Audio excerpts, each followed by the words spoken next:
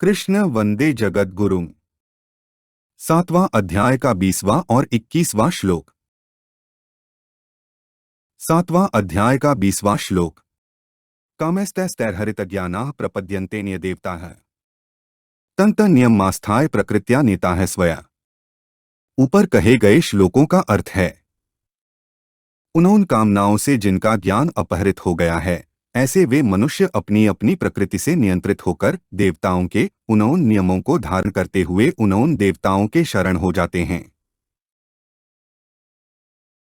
कामस्तैस्तैर्हरितज्ञानाः का अर्थ है उन्होंने अर्थात इस लोक के और परलोक के भोगों की कामनाओं से जिनका ज्ञान ढक गया है, आच्छादित हो गया है। तात्पर्य है कि परमात्मा की प्राप्ति के लिए जो विवेकयुक्त मनुष्य शरीर मिला है, उस शरीर में आकर परमात्मा की प्राप्ति न करके वे अपनी कामनाओं की पूर्ति करने में ही लगे रहते हैं। संयोगजन्य सुख की इच्छा को कामना कहते हैं। कामना दो तरह की होती है, यहाँ के भोग भोगने के लिए धन संग्रह की कामना और स्वर्गादि परलोक के भोग भोगने के लिए पुण्य संग्रह की कामना। धन संग्रह की कामना दो तरह की होती है, पहली, यहाँ चाहे जैसे भोग भोगें, चाहे जब चाहे जहाँ और चाहे जितना धन खर्च करें, सुख आराम से दिन बीतें आदि के लिए अर्थात संयोगजन्य सुख के लिए धन संग्रह की कामना होती है। और दूसरी, मैं धनी हो जाऊं, धन से मैं बड़ा बन जाऊं आदि के लिए अर्थात अभिमानजन्य सुख के लिए धन संग्रह की कामना होती है। ऐसे ही पुण्य संग्रह की कामना भी दो तरह की होती है, पहली, यहाँ मैं पुण्यात्मा कहलाऊं और दूसरी, परलोक में मेरे को भोग मिले। इन सभी कामनाओं से सतसत नित्यानित्य सारसार बंधमोक्ष आदि का विवेक आच्छादित हो जाता है। विवेक आच्छादित होने से वे यह समझ नहीं पाते कि जिन पदार्थों की हम कामना कर रहे हैं, वे पदार्थ हमारे साथ कब तक रहेंगे और हम उन पदार्थों के साथ कब तक रहेंगे।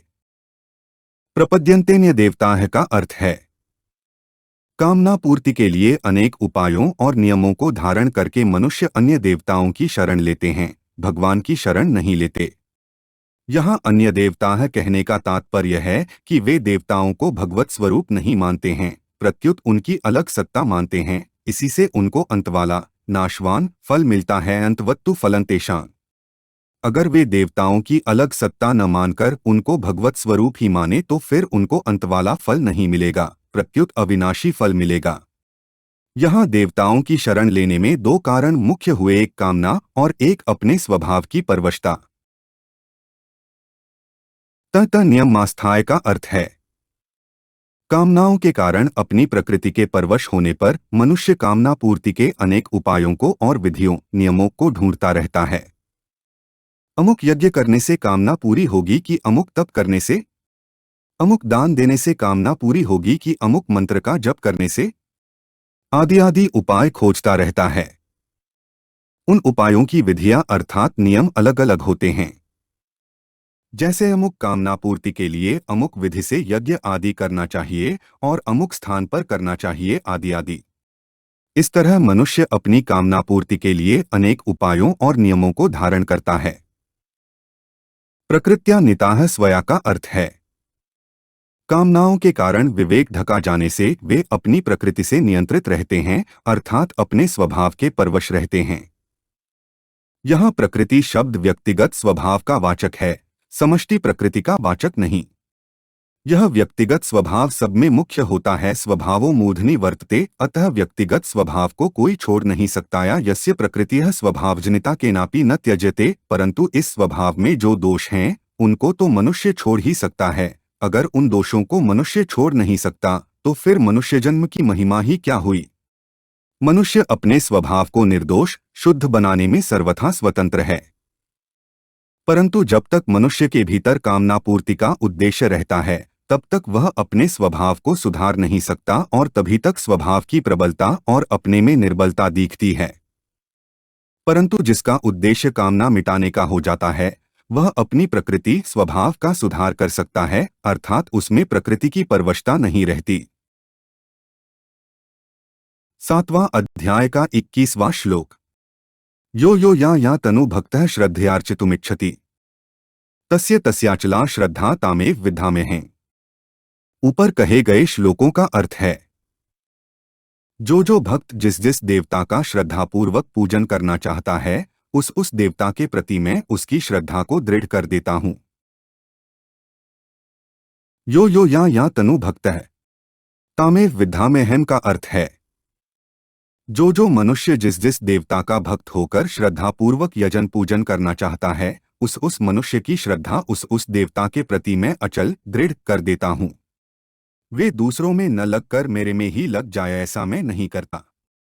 यद्यपि उन देवताओं में लगने से कामना के कारण उनका कल्याण नहीं होता, फिर भी मैं उनको उनमें लगा देता हूँ। तो जो मेरे में श्रद्धा प्रेम रखते हैं, अपना कल्याण करना चाहते हैं, उनकी श्रद्धा को मैं अपने प्रति दृढ़ कैसे नहीं करूँगा, अर्थात अवश्य करूँगा। कारण कि मैं प्राणी मात्र का सुहृद हूँ, सुहृदन सर्वभूताना।